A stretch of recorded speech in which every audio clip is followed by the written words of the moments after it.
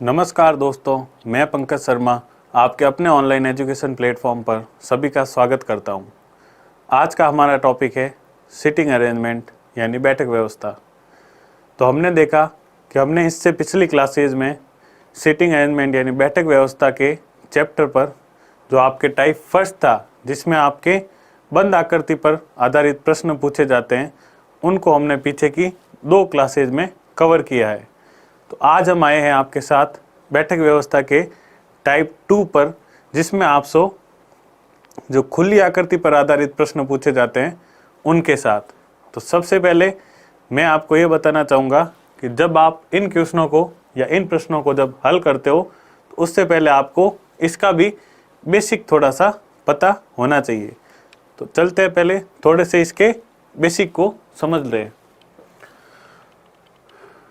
तो यहाँ पर देखो बेसिक क्या है कि मैंने आपको बताया था कि जो आपके पास सिटिंग अरेंजमेंट चैप्टर है यानी बैठक व्यवस्था, उस पर 2 प्रकार से प्रश्न पूछे जाते हैं, जिसमें कि पहले प्रकार में बताया था जो किस पर आधारित थे, बंद आकृति पर आधारित थे। ठीक है, लेकिन आज जो अपन बात करेंगे वो किसकी करेंगे, खुली आकृति पर आधारित की। आज किसकी बात करेंगे, खुली आकृति पर आधारित की बात करेंगे। तो क्या होता है खुली आकृति? तो सबसे पहले इसका मीनिंग समझो, इसका मतलब समझो कि जब आपके पास जो आकृति मिलती है वो कैसे मिले, एक लाइन की फॉर्म में। यानी जो आपके बंद आकृति में लोग बैठते थे वो कैसे बैठते थे, वो आपके बैठते थे किसी वृत्त में, वर्ग में, आयत में, त्रिभुज में, कोई भी ऐसी आकृति जो क्या हो, बंद होनी चाहिए। जबकि खुली आकृति में जो आपके लोग या व्यक्ति बैठेंगे वो किस में बैठेंगे, लाइंस में बैठेंगे, पंक्ति में बैठेंगे। तो अब वो किस किस प्रकार से बैठ सकते हैं, उनके टाइप की तरफ अपन चलते हैं। तो सबसे पहले देखो, आपकी जो लाइन होगी वो कितनी हो सकती है, या तो एक लाइन या फिर एक पंक्ति, या होगी आपकी 2 लाइन या फिर 2 पंक्ति। तो एक लाइन में भी क्या होगा आगे पार्ट कि भाई एक लाइन में बैठने वालों का क्या हो सकता है कि या तो सभी का फेस किस तरफ हो, उत्तर की तरफ, सभी का फेस किस तरफ हो, उत्तर की तरफ, या फिर क्या केस बनेगा आपके पास कि सभी का फेस किस तरफ हो, दक्षिण की तरफ, है ना। मतलब एक लाइन में आपके पास जितने भी लोग बैठेंगे उनका फेस क्या हो, या तो उत्तर की तरफ या हो दक्षिण की तरफ, या फिर इन दोनों के बीच का केस बनता है। वो कौन सा बनता है, वो बनता है मिक्स्ड फॉर्म कि भाई आधों का तो किस तरफ, उत्तर की तरफ, और आधों का दक्षिण की तरफ। तो इस प्रकार से जो बनती है उसे क्या कहते हैं आप, मिक्स्ड फॉर्म कहते हैं। फिर चलते हैं 2 लाइन पर। तो जब भी आपके पास 2 लाइन पर आधारित प्रश्न पूछे जाएंगे तो उनके टाइप्स क्या बनेंगे या तो आपकी जो दोनों लाइन है उनका फेस किस तरफ होगा, एक ही दिशा में होगा। किस तरफ होगा, एक ही दिशा में होगा। तो वो कैसे हो सकता है, या तो उत्तर की तरफ होंगे या फिर दक्षिण की तरफ होंगे, या फिर कहाँ होंगे, दक्षिण की तरफ होंगे।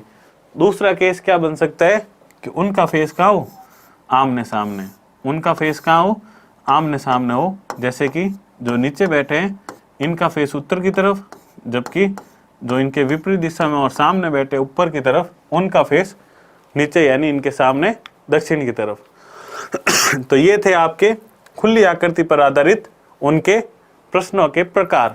समझ आ गया क्या आया कि खुली आकृति किसे बोलते हैं अपन, कि भाई जब आपके जो व्यक्ति बैठेंगे वो किस में बैठेंगे, पंक्ति में बैठेंगे, तो उसे अपन कहते हैं खुली आकृति पर आधारित प्रश्न। और वो कैसे कैसे बैठ सकते हैं, तो सर पंक्ति कितनी हो सकती है, या तो 1 होगी या फिर 2 होगी।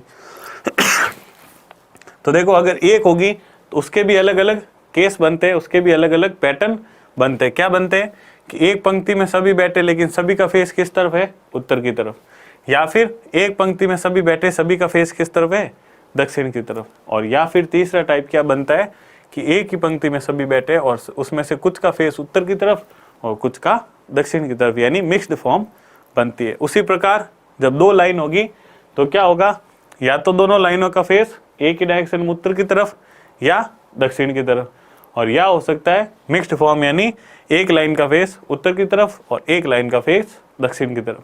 तो ये आपके थे खुली आकृति पर आधारित प्रश्नों के प्रकार।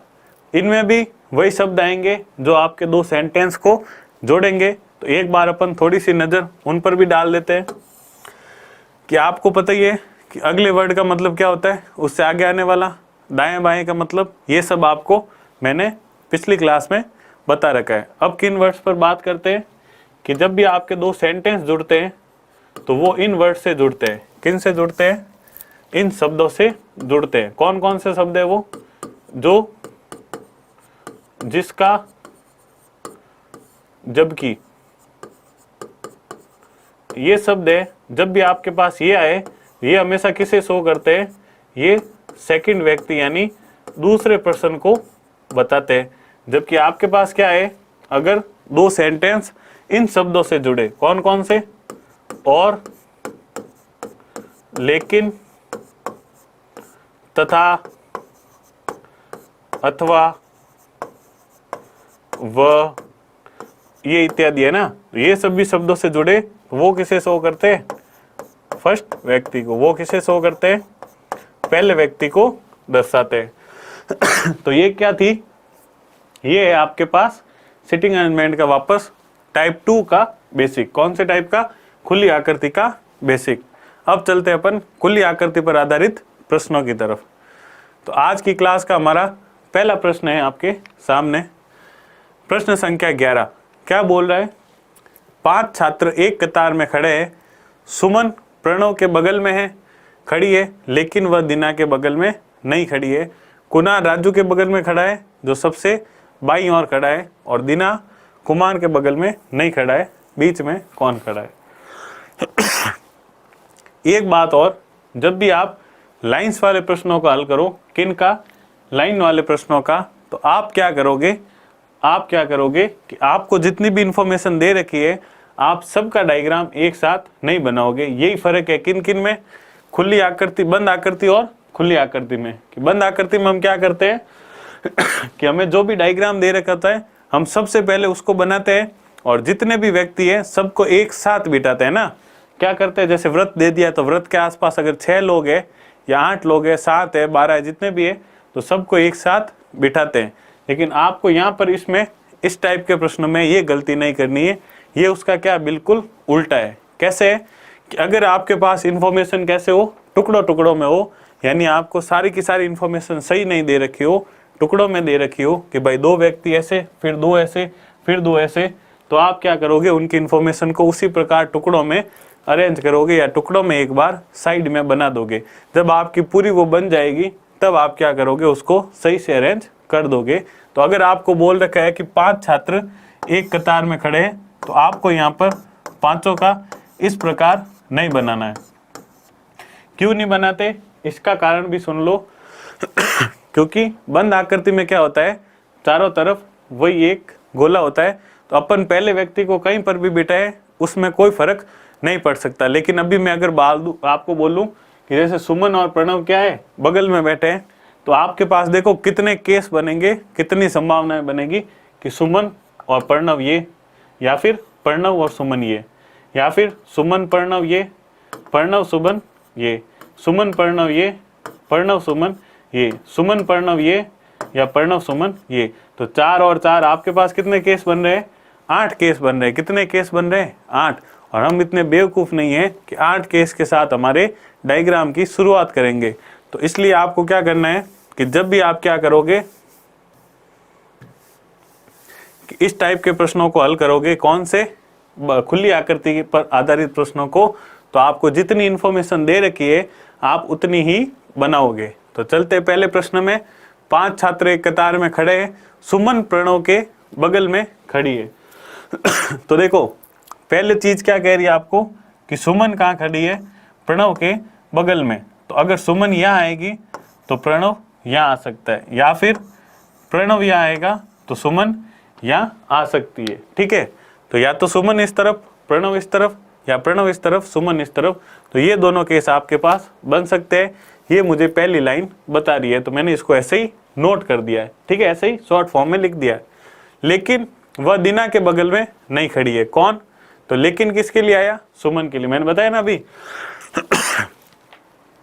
देखो, और, लेकिन, तथा, अथवा, वह, ये जो वर्ड किसके लिए आते हैं? पहले व्यक्ति के लिए। ये वर्ड किसके लिए आते हैं? पहले व्यक्ति के लिए। तो यहाँ पर पहला व्यक्ति कौन है? सुमन। तो यहाँ पर किसके लिए आया? सुमन के लिए। क्या है? कौन? वह कौन है? सुमन। सुमन दीना के बगल में नहीं खड़ी। इसका मतलब क्या होगा कि भाई साहब जो दीना आएगी वो ना तो इस तरफ आएगी और ना ही इस तरफ आएगी। अगर ऊपर की बात करें तो वह इस तरफ आ सकती है लेकिन सुमन के पास नहीं आएगी, और नीचे के टाइप में बात करें तो सुमन के पास इस तरफ नहीं आएगी, इस तरफ आ सकती है। अगला है, कुमार राजू के बगल में खड़ा है जो सबसे बाईं ओर खड़ा है। और हमको इसी लाइन का वेट था, हमें इसी लाइन का इंतजार था। किस लाइन का? कि जो सबसे बाईं ओर खड़ा है, क्योंकि ये एक लाइन ऐसी है जो हमारा सारा कॉन्सेप्ट क्लियर कर देगी। क्या बोला है? जो। तो अब देखो जो कौन है, पहले तो क्या पता करोगे? जो किसके लिए आया है? तो यहाँ पर दे रखा है कुणाल राजू के बगल में खड़ा है जो। तो जो किसके लिए आता? हमेशा दूसरे पर्सन के लिए। तो दूसरा पर्सन कौन है यहाँ पर? राजू। तो राजू क्या है? सबसे बाईं ओर खड़ा है। सबसे बाईं ओर का मतलब होता है लेफ्ट साइड में। तो अब क्या हुआ कि जो राजू जी भाई साहब है वो कहाँ है? सबसे लेफ्ट साइड में। और जैसे ही मुझे पता चला कि सबसे लेफ्ट साइड में राजू है, इसका मतलब 5 में से जो 4 बचे वो कहाँ आएंगे? इसके राइट साइड में। कहाँ आएंगे? इसके राइट साइड में। इतना तो क्या हो गया? फिक्स हो गया। अब देखो क्या दे रखा है आपको? तो जो सबसे बाईं ओर खड़ा है, कौन खड़ा है? राजू। और यहाँ पर क्या दे रखा था? कुणाल राजू के बगल में खड़ा है। अब सबसे बाईं ओर यानी लेफ्ट साइड में ये है, तो अब कुणाल इससे इस तरफ तो आ नहीं सकता क्योंकि सबसे छोर पर कौन खड़ा है? राजू ही। तो इसका मतलब कुणाल किस तरफ आएगा? तो कुणाल आ गया आपका इस तरफ, यानी राजू के राइट साइड में, और कुणाल राजू के बगल में आ गया। और राजू क्या है? एक सबसे बाईं ओर खड़ा है। ये आपका सेंटेंस बिल्कुल अच्छा फिट हुआ। अब आपके पास इंफॉर्मेशन कौन सी है? ये। और क्या दे रखा है? और दीना कुमार के बगल में नहीं खड़ा है। क्या है? जो दीना है वो कुमार के बगल में नहीं खड़ी है। तो अब देखो हमारे पास कितने प्लेस बचे हैं? 3। ध्यान से समझना कि इन इंफॉर्मेशन को इसमें कैसे फिट बिठाते हैं। तो हमारे पास कितने प्लेस बचे? 3। 1 2 3। और मुझे किन किन को बिठाना है? तो मुझे बिठाना है सुमन, प्रणव और दीना को। लेकिन इंफॉर्मेशन क्या है कि भाई साहब जो दीना है वो कहाँ नहीं आएगी? कुमार के पास नहीं है। लिखा है ना, दीना कुमार के बगल में खड़ी नहीं है। तो कुमार के बगल में यही जगह है और यहाँ पर दीना नहीं आएगी। ठीक है। अब देखो आपके पास इंफॉर्मेशन क्या है कि जो प्रणव और सुमन है ये दोनों क्या आएंगे? साथ साथ आएंगे, क्योंकि ये दोनों का है एक दूसरे के बगल में। और जब ये दोनों साथ आएंगे और दीना यहाँ पर नहीं है, अगर दीना यहाँ पर होती तो प्रणव सुमन इस तरफ आते, लेकिन दीना यहाँ पर नहीं है तो अब दीना फिर यहाँ पर भी नहीं आएगी, क्योंकि यहाँ आते ही प्रणव और सुमन क्या हो जाएंगे? अलग अलग। तो फिर दीना कहाँ आएगी? सबसे लास्ट में। दीना कहाँ आएगी? सबसे लास्ट में। ताकि प्रणव और सुमन के पास पास के लिए क्या हो जाए? जगह बच जाए। लेकिन अब हमें क्या याद रखना है कि भाई साहब उसने तो सिर्फ इतना ही बोला था सुमन प्रणव के बगल में खड़ी है। तो अब सुमन प्रणव के राइट साइड में भी हो सकती है और लेफ्ट साइड में भी हो सकती है। लेकिन हमें सेंटेंस दिया था कि लेकिन वह दीना के बगल में नहीं खड़ी है। कौन? सुमन। मतलब सुमन दीना के पास नहीं आएगी। तो अगर मैं ऊपर वाला PS ऐसे यहाँ पर रखूं तो सुमन दीना के पास आ जाएगी। मतलब सिटिंग अरेंजमेंट कैसा होगा? नीचे वाला, यानी सुमन इस तरफ और प्रणव इस तरफ। और ये बनेगा आपका क्या? फाइनल सिटिंग अरेंजमेंट, जो आपके 5 दोस्त इस लाइन में इस प्रकार खड़े हैं। तो देखते हैं आपसे क्या प्रश्न पूछा गया है। आपसे बोला गया है कि बीच में कौन खड़ा है। आपसे क्या पूछा गया है? कि बीच में कौन खड़ा है। तो यहाँ पर देखो सबसे बीच में कौन खड़ा है? S यानी सुमन। सबसे बीच में कौन खड़ी है? सुमन खड़ी है, क्योंकि सुमन के इस तरफ 2 उस तरफ 2, तो सबसे बीच में कौन होगी? सुमन। तो आपका ऑप्शन नंबर A यहाँ पर क्या हो जाएगा? बिल्कुल सही। तो क्या अगर आप इन 5 को ऐसे बना के और प्रणव सुमन से स्टार्ट करते तो क्या कभी ऐसा अरेंजमेंट बन पाता? कभी नहीं। तो इस टाइप के प्रश्नों में आपको यही ध्यान रखना है, जो इन्फॉर्मेशन आपके पास छोटी छोटी है उनको क्या करोगे? एक साइड। अगर ये नहीं बताता क्या कि जो यानी जो राजू है वो सबसे बाईं ओर है, तो अपन क्या करते? राजू और कुणाल का भी प्रणव और सुमन की तरह एक ऐसे साइड में नोट कर देते। फिर जब भी ये कोई ऐसा सेंटेंस आता जो हमारा फिक्स कर देता है भाई इससे बाईं या दाईं तरफ अब नहीं आएगा, तो वहां से अपन अपना असली प्रश्न या असली हल स्टार्ट करते हैं। तो ये था आज का आपका पहला प्रश्न। चलते हैं अगले प्रश्न पर। अगला प्रश्न बता रहा है कि एक पंक्ति में 5 छात्र बैठे हैं, अकबर बीच में बैठे छात्र के बाईं ओर है, लेकिन वह शेखर के दाईं ओर है। अब देखो ये वाले प्रश्न है, इसमें आप क्या करोगे, इसमें आपके पास पोजीशन कैसी दे रखी है कि पहले ही सेंटेंस ऐसे बोल दिया है कि भाई साहब कितने लोग हैं आपके पास, 5। तो मैंने क्या किया यहाँ पर, अब पांचों को एक साथ बनाया।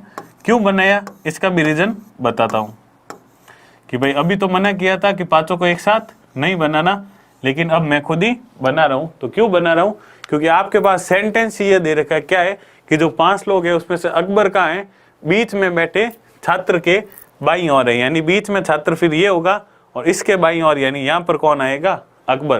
तो अकबर की पोजीशन तभी फिक्स होगी जब मैं इन पांचों को बिठाऊंगा और पांचों में से बीच वाला का तो मुझे पता है ये पोजीशन है, तो उसके बाईं ओर कौन आ जाएगा, अकबर। अन्यथा अगर मैं इसको अलग अलग बनाऊं तो किसके बाईं ओर अकबर रखूं ये मुझे नहीं पता। ठीक है, तो आप क्या करोगे, इसमें आपको पहला सेंटेंस दे रखा है कि अकबर बीच में बैठे छात्र के बाईं ओर है। तो यहाँ पर आपको पता है बीच में कौन बैठा है, जो इस जगह आएगा, तो उसके बाईं ओर मतलब यहाँ पर, और यहाँ पर कौन बैठा है, आपका अकबर बैठा है। तो देखो अकबर यहाँ पर भी आएगा और यहाँ पर भी आ सकता है, लेकिन उसने सिर्फ बाईं ओर बोला है, तो बाईं ओर का मतलब तुरंत बायां या फिर बाईं ओर। अगर वो बोलता बाएं से दूसरी तरफ, तो बाएं से दूसरी तरफ फिर आपके अकबर यहाँ आता। अगली लाइन दे रखी है, लेकिन वह शेखर के दाईं ओर है। अब देखो लेकिन किसके लिए आया है, तो मैंने आपको अभी बताया था लेकिन और अथवा वह ये किन के लिए आते हैं, ये पहले पर्सन के लिए आते हैं, पहले व्यक्ति के लिए आते हैं। तो पहला व्यक्ति कौन है यहाँ पर, अकबर। तो इसने क्या बोला कि भाई साहब अकबर जो बीच में बैठा छात्र है उसके तो बाईं ओर है ही है, उसके अलावा क्या है, वह शेखर के दाईं ओर है। मतलब अकबर शेखर के दाईं ओर है, यानी शेखर के राइट साइड में। कहाँ पर है अकबर, शेखर के दाईं तरफ यानी राइट साइड में। और हमें पता है अब हमारे पास एक ही पोजीशन बची है ये वाली, अगर मैं शेखर को यहाँ बिठाऊं तो ही अकबर शेखर के दाईं तरफ आ सकता है। अगर मैं शेखर को यहाँ कहीं बिठाऊं तो अकबर सब में क्या आएगा, शेखर के बाईं तरफ आएगा। तो शेखर को फिर मैंने बिठाया यहाँ पर कि भाई साहब जो अकबर है वो बीच वाले के बाईं तरफ और शेखर के दाईं तरफ है। ये आपको इतनी इंफॉर्मेशन से इतना डायग्राम बन गया। अब आगे दे रखा है प्रकाश देव के दाईं ओर है।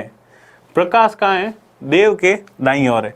तो अगर मैं देव को यहाँ रखूं तो प्रकाश यहाँ पर आ सकता है, देव को यहाँ रखूं तो प्रकाश यहाँ पर भी आ सकता है। तो मेरे पास पॉसिबिलिटी क्या बन गई, 2। तो इसलिए मैं इस पॉइंट को कहाँ कर रहा हूँ, साइड में नोट कर रहा हूँ। क्या है कि प्रकाश देव के दाईं ओर है। तो अगर मान लो देव यहाँ पर होगा तो प्रकाश उसके दाईं ओर यानी यहाँ पर आएगा। यानी डी और पी आपके क्या आएंगे, साथ साथ पास पास आएंगे। आगे दे रखा है और राम प्रकाश के दाईं ओर। अब क्या दे दिया, राम कहाँ है, प्रकाश के भी दाईं ओर। तो मुझे पता था प्रकाश कहाँ है, देव के दाईं तरफ, और राम कहाँ है, प्रकाश के भी दाईं तरफ। और जैसे ही 3 का सेट आया मुझे फिट हो गया कि ये 3 एज इट इज क्या होंगे, यहीं पर आएंगे, तभी फिट बैठेगा। कैसे बैठेगा कि प्रकाश देव के दाईं ओर, तो ये रहा प्रकाश देव के दाईं ओर, और राम प्रकाश के दाईं ओर, तो राम प्रकाश के दाईं ओर है। और क्या बोला है, राम बीच में बैठे छात्र से दूसरे स्थान पर बैठा है। तो मुझे पता है मेरा अरेंजमेंट ये यहाँ पर ऐसा का ऐसा ही होगा। तभी क्या होगा, ये जो प्रकाश है वो देव के राइट में और राम प्रकाश के राइट में या दाईं तरफ। और उसने बोला है राम बीच में बैठे छात्र से दूसरे स्थान पर है, और बीच में बैठने वाला छात्र यही है, और इससे दूसरे स्थान पर राम, ये बिल्कुल सही है। यानी ये जो अरेंजमेंट है ये वाला मेरा फाइनल अरेंजमेंट बन गया। अब चलते आपसे पूछे गए प्रश्न की तरफ। तो आपसे पूछा है कौन सा छात्र बीच में बैठा है। छात्र कौन सा बीच में बैठा है, तो जो देव है वो कहाँ बैठा है, बिल्कुल बीच में बैठा है। तो ऑप्शन नंबर आपका यहाँ पर ए है, वो क्या हो जाएगा, बिल्कुल सही उत्तर हो जाएगा। तो ये था आपके आज की क्लास का दूसरा प्रश्न और टाइप 2 का भी दूसरा प्रश्न। अगला प्रश्न क्या कह रहा है, चलते हैं। अगला प्रश्न कह रहा है 7 दोस्त, कितने दोस्त हैं, सात दोस्त O, P, Q, R, S, T और U एक पंक्ति में बैठकर फिल्म देख रहे हैं।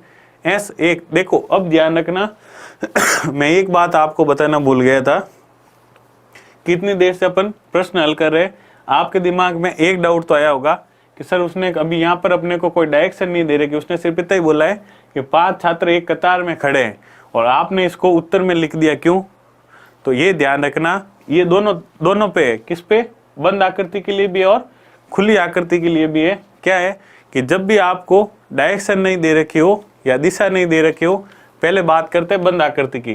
तो अगर आपके पास जैसे वृत्त बना हुआ है और आपको बोल दिया वृत्त के चारों तरफ 6 लोग बैठे हुए हैं और वहाँ आपको दिशा नहीं दे रखी भाई उनका फेस केंद्र में है या केंद्र के विपरीत है, तो बाय डिफॉल्ट मन से आप क्या मानोगे कि उन सभी का फेस किस तरफ है? केंद्र में। ये हमेशा के लिए आपका फिक्स कॉन्सेप्ट होना चाहिए कि अगर आपको वहाँ पर दिशा नहीं दे रखी, फेस की डायरेक्शन नहीं दे रखी, केंद्र में है या केंद्र के विपरीत है, तो आप क्या करोगे? उनको बाय डिफॉल्ट केंद्र में ही मानोगे। उसी प्रकार जब अपन खुली आकृति की बात करते हैं तो अगर लाइंस में आपको यहाँ पर कुछ भी उत्तर दक्षिण पूर्व पश्चिम नहीं दे रखा होता है, तो उसका मतलब क्या है? वो एक ही लाइन में खड़े, एक ही दिशा में मुंह करके खड़े हैं, तो आप क्या बनाओगे? उनको उत्तर दिशा में मानकर ही बनाओगे। आप जो अपना डायग्राम बनाओगे कैसे बनाओगे? वो उत्तर दिशा की तरफ मुंह मानकर बनाओगे। ठीक है, तो अगला प्रश्न था अपना, एक पंक्ति में बैठकर फिल्म देख रहे हैं, एस एक छोर पर बैठा है। और पहला ही सेंटेंस क्या है? लाजवाब है। क्या है? एस एक छोर पर बैठा है। तो देखो, क्यू एस के दाएं दूसरे स्थान पर बैठा है, पी ओ और क्यू के बीच में बैठा है, यू किसी भी छोर पर नहीं बैठा है, आर टी के बाएं ओर बैठा है, बीच में कौन बैठा है? बहुत ही आसान प्रश्न है, बहुत ही सिंपल सा प्रश्न है। ध्यान देना, कुछ लॉजिक नहीं है इसमें। 7 दोस्त है और हमें पता है कि सातों कहाँ बैठे हैं? एक ही लाइन में। सातों कहाँ बैठे हैं? एक ही लाइन में, एक ही तरफ फेस करके। अब देखो, ये जो इस टाइप के प्रश्न होते हैं, इसमें आपको सातों के सातों एक साथ बनाना जरूरी होता है। इसका मतलब ये नहीं कि आप क्या करोगे, हर प्रश्न में इसका ऐसा का ऐसा आंसर बनाओगे। जब आपको अलग अलग इन्फॉर्मेशन दे रखी होगी तो आपको वहाँ पर क्या करना है? उनके लिए अलग अलग इन्फॉर्मेशन बनानी है। लेकिन मुझे यहाँ पर जो इन्फॉर्मेशन दे दी कि एस एक छोर पर बैठा है, मतलब एस एक साइड में है, तो फिक्स है, अब जो भी आएगा वो उनसे या तो उस तरफ या इस तरफ होगा। तो इसलिए मैंने क्या किया, फिर सातों को एक साथ बना दिया। तो 1 2 3 4 5 6 और 7। अब चलते हैं अपनी पहली लाइन कि S एक छोर पर है। अब देखो, पहली लाइन अपने को 2 संभावना दे रही। क्या दे रही? 2, कि भाई साहब S क्या एक छोर यानी एक किनारे पर है, तो S आपका यहाँ पर भी आ सकता है और S यहाँ पर भी आ सकता है। अगर S यहाँ पर आएगा तो फिर बाकी सभी लोग S के दाईं तरफ आएंगे यानी राइट साइड, और S यहाँ पर आएगा तो बाकी सभी लोग S के बाईं तरफ आएंगे यानी इस तरफ। तो देखो, S एक छोर पर है, इस सेंटेंस को छोड़ो। अगला क्या है? Q S के दाएं दूसरे स्थान पर। अब Q कहाँ है? S के दाएं दूसरे स्थान पर। तो हमें फिक्स पता चल गया कि S यहाँ आएगा तो Q उसके दाएं, फिर उससे आगे तो जा नहीं सकता क्योंकि S क्या है? छोर पर, यानी S फिक्स कहाँ हो गया? यहाँ पर। तभी Q इसके दाएं जा सकता है और S एक छोर पर बैठ सकता है। तो अगला सेंटेंस है, Q S के दाएं से दूसरे स्थान पर है, तो S के दाएं से 1 और 2, और 2 पर यहाँ पर क्या आ गया आपका? Q। फिर दे रखा है P O और Q के बीच में बैठा है। तो देखो, Q ये रहा, अब O इस तरफ भी आ सकता है, O इस तरफ भी आ सकता है, लेकिन इस तरफ तो कौन बैठा है ऑलरेडी? S। तो यहाँ O आ नहीं सकता, वरना O और Q के बीच में P आ जाता। तो सीधी सी बात है, फिर O कहाँ आएगा? इस तरफ, और O जैसे यहाँ आएगा, O और Q के बीच में कौन बैठा है? P बैठा है आपका बीच में। फिर दे रखा है U किसी भी छोर पर नहीं बैठा है।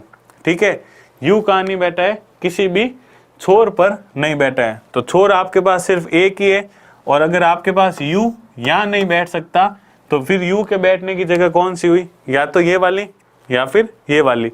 ये 2 जगह ही बैठी जहाँ पर U बैठ सकता है। तो आगे के सेंटेंस पर चलते हैं। R T के बाएं ओर बैठा है। ठीक है, R कहाँ बैठा है? T के बाएं ओर, मतलब अगर टी को आप यहाँ बिठाते हो तो उसके बाईं तरफ यानी उसके लेफ्ट साइड में कौन बैठा है, आर। तो आर और टी हमेशा क्या आएंगे, साथ साथ। और जैसे ही आर और टी साथ साथ कहाँ आ सकते हैं, सिर्फ यहीं। और जैसे ही ये आ गया टी और आर उसके कहाँ बैठा है, बाईं तरफ। तो जैसे ही आर और टी यहाँ पर बैठ गए, यू की पोजीशन वहाँ से हटकर कहाँ हो गई कि भाई साहब यू आपका फिक्स कहाँ हो गया, यहीं बैठेगा। तो इस प्रकार ये क्या बन गया आपका, लाइन का अरेंजमेंट। तो बहुत ही सिंपल प्रश्न था। अब चलते हैं कि आपसे प्रश्न क्या पूछा गया है। तो आपसे पूछा गया है कि आर टी के बाएं ओर बैठा है, बीच में कौन बैठा है। तो 7 व्यक्ति थे, 7 के बीच में कौन बैठा है ये आपको बताना है। तो 3 इधर से छोड़ दो और 3 इधर से छोड़ दो, तो बीच में कौन बैठा है, पी। बीच में कौन बैठा है, पी। तो ऑप्शन नंबर आपका सी यहाँ पर बिल्कुल सही हो जाएगा। चलते हैं आज के अगले प्रश्न पर, प्रश्न संख्या 14। प्रश्न संख्या 14 क्या कह रही है, 5 मित्र एक पंक्ति में बैठे हैं। सत्या प्रभा के बगल में बैठी है लेकिन दिव्या के बगल में नहीं। कीर्ति रोजा के बगल में बैठी है, जो बाएं छोर पर बैठी है। दिव्या कीर्ति के बगल में नहीं बैठी है। बीच में कौन बैठा है। तो यहाँ पर भी आपके पास जो इन्फॉर्मेशन है वो कैसी है, कुछ पिछले प्रश्न पर आधारित। यानी जो अपन ने ये वाला प्रश्न किया था कि राम प्रकाश के दाईं और फिर वो फाइनल कोई शेखर बाईं और बैठा है, उस प्रश्न पर ये क्या है, आधारित है। तो इसकी शुरुआत करते हैं। 5 मित्र एक पंक्ति पर बैठे। सबसे पहला दे रखा है सत्या प्रभा के बगल में बैठी है। तो सत्या कहाँ बैठी है, प्रभा के बगल में। तो अगर सत्या यहाँ है तो प्रभा यहाँ आ सकती है, या प्रभा यहाँ है तो सत्या यहाँ पर आ सकती है। दूसरा है लेकिन दिव्या के बगल में नहीं। अब ये लेकिन किसके लिए है, तो जो सेंटेंस को जोड़ता है जब लेकिन जोड़ेगा तो वो किसके लिए आएगा, पहले व्यक्ति के लिए। और पहला व्यक्ति कौन है, सत्या। तो सत्या दिव्या के बगल में नहीं है, तो इसका मतलब दिव्या इस साइड नहीं आएगी और दिव्या इस तरफ नहीं आ सकती। अब देखते हैं, कीर्ति रोजा के बगल में बैठी है, जो बाएं छोर पर बैठी है। और ये लाइन आते ही आपका दिल खुश हो जाएगा। ये लाइन आते ही क्या हो जाएगा, दिल खुश। क्यों हो जाएगा, क्योंकि उसने आपको फिक्स कर दिया, क्या कर दिया कि कीर्ति रोजा के बगल में, यानी कीर्ति और रोजा तो पास पास है ही, लेकिन अब जो किसके लिए आता है, दूसरे वाले व्यक्ति के लिए। तो यहाँ पर कौन है दूसरा व्यक्ति, रोजा। यहाँ पर कौन है दूसरा व्यक्ति, रोजा। तो जैसे ही आप देखोगे कि रोजा कहाँ है, बाएं छोर पर बैठी है। बाएं मतलब लेफ्ट साइड। और जैसे ही आप लेफ्ट साइड फिक्स हो गया, आप क्या करोगे, पांचों का सिटिंग अरेंजमेंट बना दोगे। आप क्या करोगे, पांचों का सिटिंग अरेंजमेंट बना दोगे। और आपसे बोला गया है रोजा का है सबसे बाएं छोर पर, यानी रोजा आ गई यहाँ पर। ठीक है, रोजा कहाँ आ गई, यहाँ पर। अब देखो रोजा किसके बगल में है, तो कीर्ति के बगल में रोजा है। तो कीर्ति कहाँ आ जाएगी, यहाँ पर। कीर्ति कहाँ आ जाएगी, यहाँ पर। अब वही बात है कि दिव्या कीर्ति के बगल में भी नहीं, बिल्कुल उस प्रश्न पर आधारित है। क्या है, दिव्या कीर्ति के बगल में नहीं बैठती, यानी जो दिव्या है वो आपकी यहाँ पर नहीं आ सकती। क्यों नहीं आ सकती, क्योंकि कीर्ति यहाँ बैठी तो इसके बगल में दिव्या नहीं आ सकती। तो अब दिव्या जब यहाँ नहीं आ सकती तो वो यहाँ भी नहीं आएगी। क्यों नहीं आएगी, क्योंकि सत्या और प्रभा को पास पास बैठना। तो अगर दिव्या यहाँ आती तो ये दोनों यहाँ बैठ जाते। दिव्या अब यहाँ आएगी तो ये दोनों अलग हो जाएंगे। इसका मतलब दिव्या कहाँ आएगी, सबसे लास्ट में। दिव्या कहाँ आएगी, सबसे लास्ट में। तो ये तो हो गए आपके दिव्या का स्थान फिक्स। अब चलते सत्या और प्रभा पर। तो वही पिछला वाला केस क्या है कि अगर आप क्या करते हो, सत्या प्रभा के बगल में बैठी है लेकिन दिव्या, सत्या दिव्या के बगल में नहीं है। सत्या कहाँ है, दिव्या के बगल में नहीं है। तो अगर आप पी एस उठाते हो तो सत्या दिव्या के बगल में आ जाएगी। तो आपको कौन सा कॉमन उठाना पड़ेगा, एस और पी, यानी सत्या इस तरफ बैठी और प्रभा उस तरफ बैठी है। तो ये बन जाएगा आपका फाइनल अरेंजमेंट। क्या बन जाएगा, फाइनल 5 मित्रों के बैठने का अरेंजमेंट। तो इसमें देखते हैं आपसे क्या प्रश्न पूछा गया है, बीच में कौन बैठा है। तो बीच में कौन बैठा है, सत्या। तो ऑप्शन नंबर आपका जो सी है यहाँ पर, वो क्या हो जाएगा, बिल्कुल सही उत्तर हो जाएगा। चलते हैं आज की क्लास के अंतिम प्रश्न की तरफ और टाइप 2 के 15वें प्रश्न की तरफ। ये क्या बोल रहा है आपसे कि x, y, z, p, q और r 6 लोग हैं। कितने लोग हैं? 6 लोग हैं। एक पंक्ति में उत्तर की ओर मुख करके बैठे हैं। 6 लोग क्या है? एक पंक्ति में उत्तर की ओर मुख करके बैठे हैं। x, y और p का पड़ोसी है, q, z और r का पड़ोसी है। p x के दाईं ओर और p और z एक दूसरे के निकटतम पड़ोसी है।